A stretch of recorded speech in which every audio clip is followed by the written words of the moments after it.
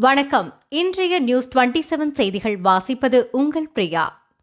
கள்ளர் கல்வி வளர்ச்சிக் கழகம் சார்பில் நன்றி தெரிவித்தனர். வத்தலக்குண்டு அரசு கள்ளர் விடுதி அருகே சமுதாய கூடம் கட்டுவதை எதிர்ப்பு தெரிவித்து வட்டாட்சியர் அலுவலகத்தில் கள்ளர் கல்வி கழக துணைத் தலைவர் பாலு தலைமையில் மனு அளித்தனர்.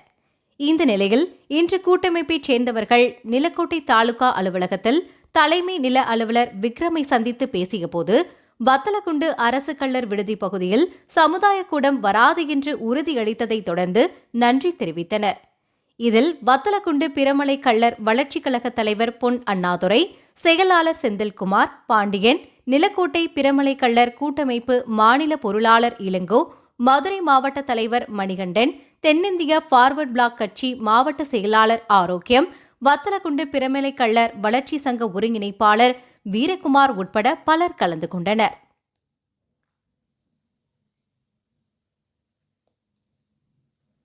கள்ளர் கல்விக் கழகத்தின் சொந்தமான நிலத்தில் அமைந்திருக்கும் இந்த கள்ளர் மாணவர் விடுதி இடத்தில் எந்த காலத்திலும் சமுதாய கூடம் அமைக்கப்படாது என்று உறுதியளித்துள்ளார். உறுதியளித்ததின் பேரில் இனிவரும் காலங்களிலும் மாணவர்களுக்கான கல்வி நலனும் அவர்களின் பாதுகாப்பும் பாதுகாக்கப்படும் என்றும் உறுதியளித்துள்ளார்.